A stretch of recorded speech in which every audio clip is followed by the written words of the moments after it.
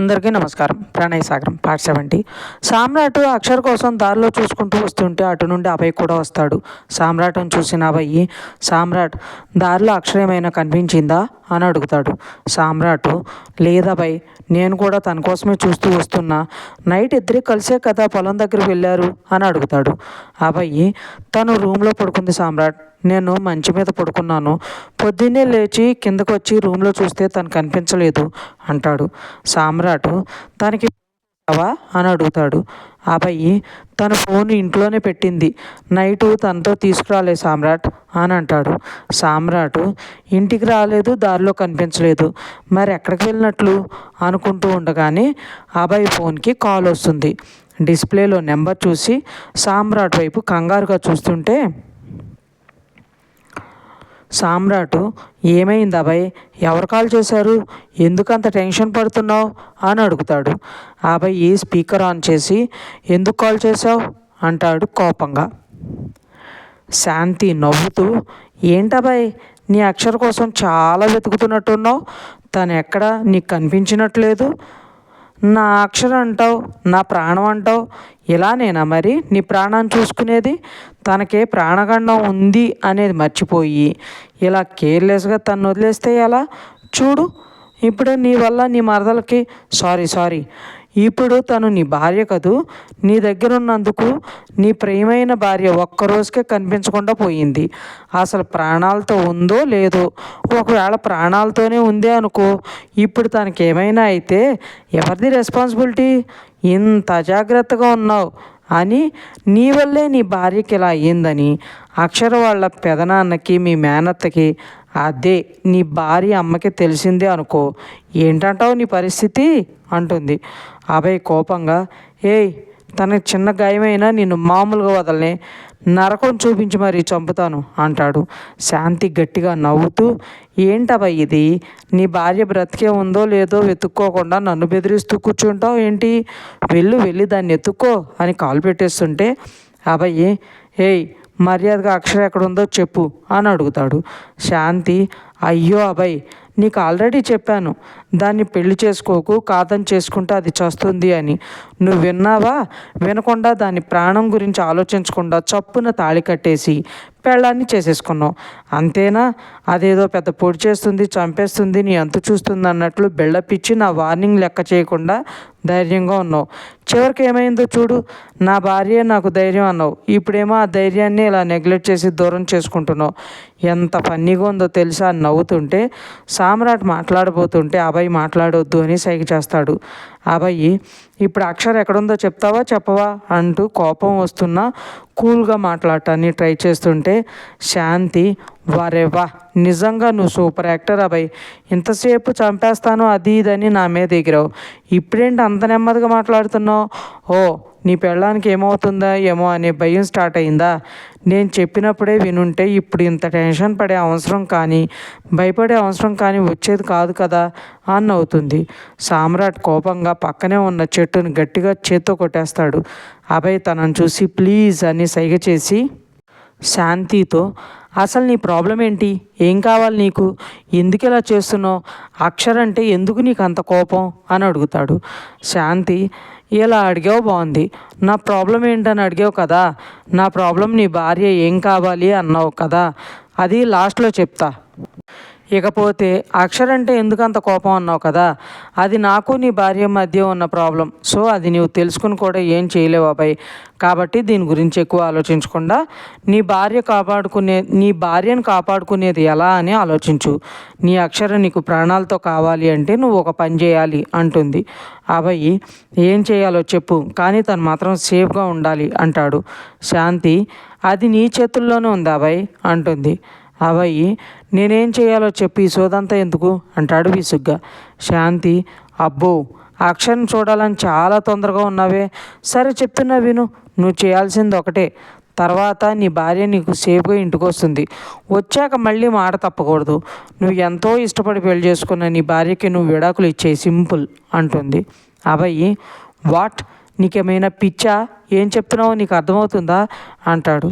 శాంతి, cool Abhay, నీకు అక్షర ప్రాణాలతో కావాలి అంటే తప్పదు కదా. నీకు ముందే చెప్పా, నువ్వు దాని దగ్గర అయ్యే కొద్దీ అది చావు దగ్గర అవుతుందని. మీ పెళ్ళికి ముందు శాంపిల్ కూడా చూపించా, అయినా నువ్వు లెక్క చేయలేదు.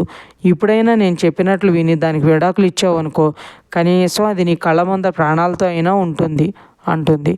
అభయ్, అసలు ఏంటి ఇదంతా, మమ్మల్ని ఏం చేయాలని అనుకుంటున్నావు అని కోపంగా అరుస్తుంటే సామ్రాట్ తన భుజం మీద చెయ్యేసరికి తన వైపు చూస్తాడు. సామ్రాట్ తన వైపు కాకుండా ఎటో చూస్తూ కనిపించేసరికి అటువైపు చూస్తాడు అభయ్. అభయ్ ఏం మాట్లాడకపోయేసరికి శాంతి, ఏంటభయ్ మాట అయిపోయింది, ఏదైనా షాక్ తగిలిందా అని నవ్వి, ఇప్పుడు ఎలా మేనేజ్ చేస్తావో ఏంటో, ఆల్ ద బెస్ట్ అని కాల్ పెట్టేస్తుంది. సామ్రాట్, ఆంటీ అంకుల్ ఇప్పుడు ఎందుకు వస్తున్నారు అని అంటాడు. అభయ్, ఆంటీ శాంతి అత్తకి మామకి అక్షర్ గురించి ఏమైనా చెప్పిందా అని అంటాడు. సామ్రాట్, ఇక్కడ నుండి హైదరాబాదు 2 hours కాబట్టి ఆంటీ వాళ్ళు ఎర్లీగా స్టార్ట్ అయ్యి ఉంటారు. అక్షర మార్నింగ్ నుండి కనిపించడం లేదంటే ఈలోపే ఆ శాడిస్ట్ది ఏదో చేసి వీళ్ళకి చెప్పినట్లుంది.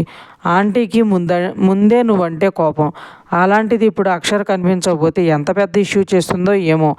అయినా అసలు అక్షర్ని ఎక్కడికి తీసుకెళ్లారు, ఎవరు తీసుకెళ్లారు, తన్ని ఎక్కడని వెతకడం అంటాడు. అభయ్, ఈ ఊర్లో ఉండే ప్రతి ఒక్కరికి అక్షర తెలుసు, అందరికీ ఏదో ఒక విధంగా హెల్ప్ చేసేది. అలాంటిది మన ఊర్లో నుండి తన్ని ఎలా తీసుకెళ్ళుంటారు, ఎక్కడ తీసుకెళ్ళుంటారు అని ఆలోచిస్తూ ఉండగానే కారు వచ్చి వీళ్ళ ముందర ఆగుతుంది. శివకృష్ణ గారు కారు దిగి, ఏంట్రా అభయ్ పొద్దున్నే పొలం దగ్గరికి వెళ్తున్నావా అని పక్కనే ఉన్న సామ్రాట్ని, నువ్వెక్కడున్నావేంట్రా అని అడుగుతారు. అభయ్, కాదు మామ, పొలం నుండి ఇంటికి వెళ్తున్నా అంటాడు. సామ్రాట్, నేను ఊరికి అలా బయటకు వచ్చా అంకుల్ అంటాడు. శివకృష్ణ గారు, బుజ్జి ఎక్కడుందిరా అని అడుగుతారు.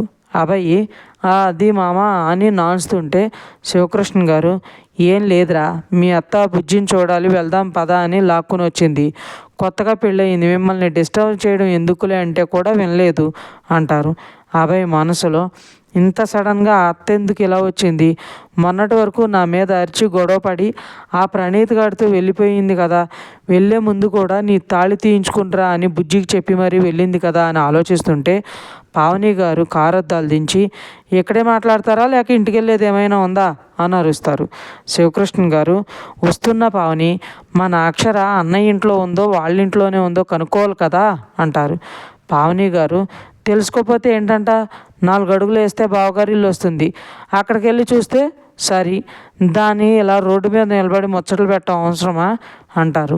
శివకృష్ణ గారు మెల్లగా, మీ అత్త కూతుర్ని చూడాలనే ఆరాటం ఎక్కువైందిరా, మొన్నేగా ఇక్కడ నుండి వెళ్ళింది, అప్పుడే కూతురి మీద బెంగ, పెళ్లి చేసి అత్తగారింటి పంపించిన ఒక్కరోజుకే ప్రతి తల్లి ఇలానే ఆలోచిస్తూ ఉంటుందేమో అని నవ్వి, నువ్వు కూడా ఇంటికేగా వచ్చేయి అక్కడ మాట్లాడుకుందాం అని చెప్పి కారు తీయడానికి వెళ్తారు. సామ్రాట్, అభయ్, ఇప్పుడు ఎలా అక్షర్ని ఎలా తీసుకురావడం, తన కోసం వెళ్ళాలి, అలానే వీళ్ళని మేనేజ్ చేయాలి, ఏం చేద్దాం అంటాడు. అభయ్, నాకు అదే అర్థం కావడం లేదు సామ్రాట్, అక్షర్ ఎక్కడ ఉందో ఏంటో అనే కంగారు భయం క్షణంకి ఎక్కువ అవుతుంది. నేను విడాకులు తీసుకుంటాను అని చెప్పేదాకా అక్షర్ని ఆ దెయ్యం ఏం చేయదనే అనుకుంటున్నాను, కానీ తన్ని చేరుకోవడం ఎలాగో, తన్ని కాపాడుకోవడం ఎలాగో అర్థం కావడం లేదు. ఇదంతా నా వల్లే, ఇంతకుముందు కూడా ఇలా భయపెట్టే తనకి దూరంగా ఉండేలా చేసింది, ఇప్పుడు మళ్ళీ అదే చేయాలని చూస్తుంది. అసలు దానికి ఏం కావాలి, ఎందుకు ఇది మా జీవితాలతో ఇలా ఆడుకుంటుంది అని కన్నీళ్లు పెట్టుకుంటాడు. సామ్రాట్, నీ వల్ల అని నువ్వెందుకు అనుకుంటున్నావు అభయ్, దాని కోపం పగ అంతా అక్షర మీదనే, ఆ శత్రుత్వం ఎందుకు అనేది తెలుసుకోవాలి, అప్పుడే మనం ఏమైనా చేయగలం. ఇది ఇలాంటిది ఏదో ఒకటి చేస్తుంది అని ఎక్స్పెక్ట్ చేశాను, కాకపోతే మీ విషయంలో అనుకోలేదు.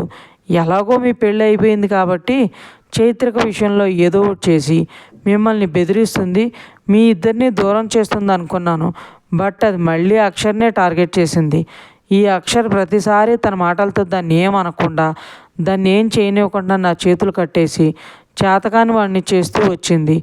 ఈసారి అలా కాదు, మన అక్షర దొరికిన తర్వాత దాని అంతు చూస్తా అని కోపంగా చెప్తాడు. ఇంకా ఉంది ఫ్రెండ్స్, మీకు ఈ స్టోరీ నచ్చినట్లయితే లైక్ చేయండి, సబ్స్క్రైబ్ చేయండి. ఇంతలా ఆదరిస్తున్నందుకు థ్యాంక్ యూ సో మచ్. లేట్గా అప్డేట్స్ ఇస్తున్నందుకు సారీ.